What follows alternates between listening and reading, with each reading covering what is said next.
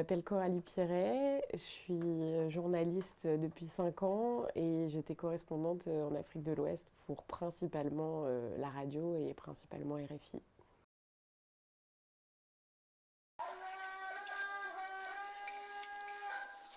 Dans le hameau de Yourou, les quelques centaines d'habitants menaient encore une vie paisible il y a quelques mois. Les éleveurs de l'ethnie Peul alliaient travaux champêtres et transhumance, mais depuis un an, ils sont en conflit avec leurs voisins de l'ethnie Dogo. Dans sa case, Amirou raconte comment il a perdu ses 2 enfants. Alors cette série, elle était un peu particulière parce que je m'attendais pas tellement à ça. En fait, je suis partie une semaine. Finalement, on suivait en fait les casques bleus qui tentaient une médiation entre 2 villages, un village Peul et un village Dogon, sachant que les villages, sachant que comment dire, il y avait un conflit entre ces 2 villages-là. Et pendant 3 jours, en fait, on est allé autant dans le village Peul que dans le village Dogon. Dans le village Peul, dans le village Dogon, on a fait des allers-retours comme ça. Il y avait 7 km d'écart entre les 2 villages.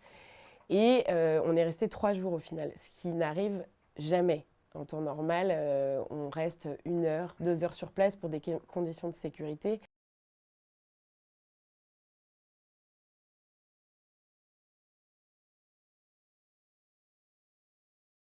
C'est plutôt avec les autorités qui, en général, ne sont pas très contents qu'on aille fouiller dans ces zones-là, sachant que peut-être une des causes de ce conflit, c'est l'absence de l'État dans ces zones qui sont totalement reculées.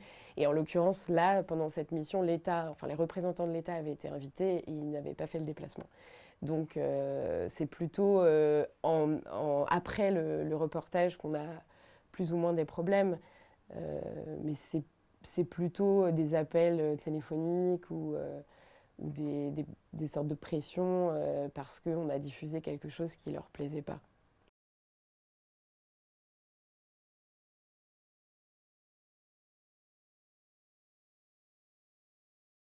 Sur ce type de reportage, le fait d'être une femme ou être un homme, je ne suis pas sûre que ça compte vraiment.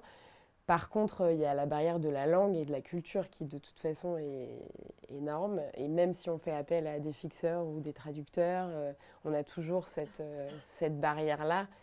Et on est plutôt l'étranger, en fait, avant d'être une femme ou un homme, on est plutôt l'étranger, le journaliste étranger. Enfin, moi, je le ressens comme ça, en tout cas.